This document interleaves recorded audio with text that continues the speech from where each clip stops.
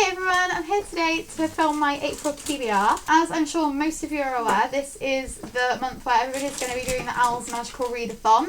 It's actually the first time I've participated, it's the third year overall. It's from a channel called Book Roast, so we'll make sure that that's all linked down below. But the idea behind O.W.L.S is that you're meant to be taking your Hogwarts exams. So you read 12 books. Well, there are 12 prompts. You can choose to either read 12 books and hit all of the prompts, or you could choose a career path, and each career path has different prompts that you have to tick off to be able to qualify for that career. So I've had a look through and I've decided I'm going to become a Magizoologist because I love animals, and what's going to be more fun than like training dragons and things. So the way that I'm going to split this TBR up today is I'm going to give you the titles of the books that I'm planning to read for my career path, titles of the books that I'm planning to read to tick off the rest of the O.W.L.S prompts because the apocalypse is still happening, so we're probably going to have time to read all of them. Then I'm going to tell you a few other TBR books that we're hoping to get to, and then it will be time for the TBR jar to take centre stage so that we can get the last 3 books for the month. So without further ado, let's dive right into it. So the first prompt that I need to tick off for my Magizoologist career path is Charms, which is a book with a white cover. For that I've chosen A Good Girl's Guide to Murder by Holly Jackson. This was recently shortlisted for the Way Book Prize. As you'll notice with the majority of this TBR, they are all shortlisted for the Way Book Prize because I'm planning on getting the majority of the shortlist read this month and then just finishing off a few little stragglers in May. A Good Girl's Guide to Murder is basically the UK's version of One of Us is Lying by Karen and McManus. So for a 6th form project, a girl reopens a closed murder case and realises that it might not be quite as clear cut as it seems. It sounds like it's going to be really, really gripping, and I think it should be very easy to fly through, and I can't wait to give it a go and see what all the hype's about. So the second prompt that I need to tick off for my Magizoologist career path is Herbology. And for Herbology you have to read the book with a title that starts with M. So for that I've chosen Meat Market by Juno Dawson. This is again something that's been shortlisted for the Way Book Prize. So this is a girl who gets scouted because she has a really androgynous look, she's really unique, and she gets scouted on the street and then she gets thrown into the modelling universe, as it were. As you can see by the back, how can beauty be so ugly? Well, we're going to find out together. The next book that I'm planning to read for the O.W.L.S Magical Readathon is The Black Flamingo by Dean Atta. My copy of this is actually in the post at the moment, but this is for Care of Magical Creatures, which is reading a book with a beak on the cover. And as you can see by the cover, there's lots of flamingos on there and they all have beaks, so that ticks it off perfectly. This is also written in verse, so it's going to be a very, very quick read, and it's also shortlisted for the Way Book Prize, so it's ticking off lots of the different things that we're trying to read this month. And the last book I need to read for my Magizoologist career path is The Potions book, which is a book less than 150 pages, and for that we picked Split by Mohammed Khan. This is a World Book Day book, came out at the beginning of March. We were planning on reading it earlier in the month and we didn't quite get to it, and I'm really glad now because we're going to be able to squeeze it into this readathon instead. I don't actually know anything about Split apart from the fact that I've read Mohammed Khan's 2 other books and I'm interested in reading a short story by him. Now for the rest of the O.W.L.S prompts, we've got History of Magic, which is a book featuring a wizard, and for that we're going to try and read The Fellowship of the Ring by J.R.R. Tolkien. So this is part of the bonus round for our March TBR, and we haven't quite managed to get to it, but we're planning on trying to squeeze it in before the end of the month because we've still got a couple of days of March left. And now I've read the O.W.L.S prompts and this fits perfectly, so we're going to leave this till next month. We read The Hobbit in a day. We just literally sat there from morning till night and we read it in one sitting, so I'm pretty much sure this is going to go the same way. So this is going to be a great book to read for such a wonderful readathon. I mean, we were torn between reading Harry Potter and the Philosopher's Stone because, spoiler alert, I've only read the first 3 Harry Potter books and I'm planning on reading the rest at some point, but we thought, oh yeah, we can start a Harry Potter readathon. Oh, there's an owl on the cover of the second one, so we can get 2 done this month. There are no Harry Potter books on this TBR. We are bad people and we should probably not be taking part in a Harry Potter themed readathon, but you got to start somewhere. So the next prompt on the O.W.L.S Magical Readathon is Arithmancy, which is a book outside your comfort zone. So I've gone with The Dolls by James Patterson. It's a short story, so hopefully it won't be too hard to get through, but I've never read a James Patterson book. I have strong feelings about James Patterson because he's just like a little idea farm and just ships all of his ideas off to writers to write them for him. And I'm not sure how I feel about that, because when you've got a name like his, the fact that it doesn't matter whether he's actually the one writing it and it'll still sell makes me a little bit mad. But I thought I might as well give it a go. It's definitely going to take me out of my comfort zone. Hopefully I won't hate it. The next prompt for the O.W.L.S Magical Readathon is Transfiguration, which is a book that includes a shapeshifter, and for this we've picked House of Earth and Blood by Sarah J Maas. That is one of the reasons why we've got so many short books on this TBR, because it is a big book. I think it's over 800 pages, possibly over 900. I've got it out on my library app on my phone, so thank you BorrowBox for being the saver of wrists when reading heavy books. I don't really know anything about it. I've heard that there's like a murder mystery plot and there's like a romance going on, and obviously it's Sarah J Maas, so it's going to be a little bit sexy, especially because this is her first official adult book. Other than that, I'm really interested to find out what it's like, because I read A Court of Thorns and Roses, and that is literally the only Sarah J Maas book I've ever read, and I should probably jump back on that bandwagon at some point. So why not now? Why not in the middle of the apocalypse when I've got time to read a book this big?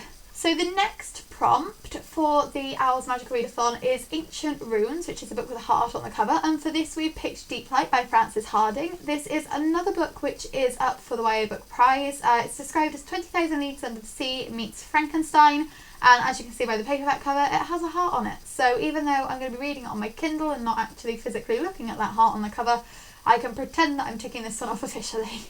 The next prompt for the O.W.L.S Magical Readathon is Muggle Studies, which is reading a contemporary, and for this I'm picking The Gifted, The Talented and Me by William Sutcliffe. This is the one book on the entire YA Book Prize shortlist that I'm a little bit unsure of, but I've got to read it at some point for the shortlist, so I might as well read it now. Hopefully, having quite a strict time frame of when I have to read it should help me get through it, and hopefully I won't hate it as much, although I'm kind of expecting I will. The next prompt for the O.W.L.S Magical Readathon is Defence Against the Dark Arts, which is a book set at sea. For this one we've picked Atlantia by Ali Condé. This is on our Read Then Go pile, which is just a pile of books that we're still vaguely interested in, but as soon as we've read them we're probably donating them, and like this is quite a beaten up ex-library copy. But I'm going to give it a go. It's an underwater city, so it definitely ticks off the prompt. Don't know anything else about it apart from the fact that it's like an underwater dystopian. I've heard some pretty bad things about it, so I'm hoping I can force my way through it, but I thought this was a good one to just get off of the pile and get it out of the house. We also have two more prompts for the O.W.L.S Magical Readathon. One of those is Astronomy, which is read a book the majority at night. We do most of our reading when it's dark outside anyway, and I'm always up reading in the middle of the night because I don't sleep very well, so I will let you know which book ends up ticking this off, but I don't know which one it's going to be yet, so we're not doing a specific choice on that one. So the last prompt for the O.W.L.S Magical Readathon is Divination, which is to put your whole TBR into a random number generator and read whichever one it picks. I have way too many books for that, so what we're going to do instead is an extra pick for the TBR jar this month. So whichever book I pick out now is going to be my choice for the O.W.L.S Magical Readathon, and that is Broken Things. Now, what Broken Things is, I'm not aware, so I'm just going to quickly Goodreads that for you, and hopefully it will be one that I'm looking forward to, but I don't recognise the title at all, which makes me a little bit frightened. There are some in this bucket that I actually do know about, I can promise you that. Okay, so Broken Things is by Lauren Oliver. I like Lauren Oliver. I read Panic, and that was really, really good. I've read Before I Fall, that was even better. And Broken Things is... It's been 5 years since Summer Marks was brutally murdered in the woods. Everyone thinks Mia and Bryn killed their best friend, but driven by their obsession with a novel called The Way into Lovelorn, the three girls had imagined themselves into the magical world where their fantasies became twisted, even deadly. The only thing is, they didn't do it. On the anniversary of Summer's death, a seemingly insignificant discovery resurrects the mystery and pulls Mia and Bryn back together once again. But as the lines begin to blur between past and present and fiction and reality, the girls must confront what really happened in the woods all those years ago, no matter how monstrous. That sounds like the perfect pick, so I'm very happy with that and I'm looking forward to reading it. Thank you, TBR Jar, and we will see you again shortly. So the rest of the TBR this month, there isn't really that much more on it. It's a lot of more YA Book Prize books. So we're going to try and read The Deathless Girls by Kieran Millwood Hargrave. This is Kieran's first YA novel. She normally writes middle grade. and this is a book that's loosely based on Bram Stoker's Dracula and Vlad the Impaler, all of that kind of mythology.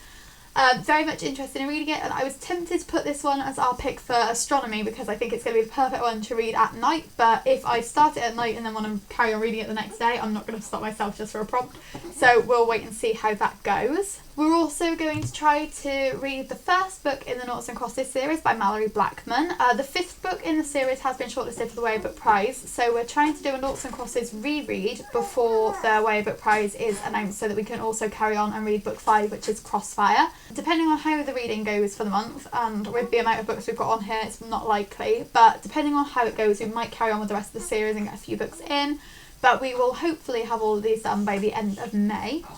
I also have The Quiet at the End of the World by Lauren James on my list, which I'm going to be reading through the library app again. This is about a girl and a boy who live in a world where humans haven't been able to reproduce. They're the youngest people in the world because some kind of virus, great timing, but some kind of virus has left everybody sterile, and that's really, really terrifying. I'm glad I already have children, especially reading it at the moment, but we'll wait and see how that goes. Hopefully it won't be too scary considering the current climate.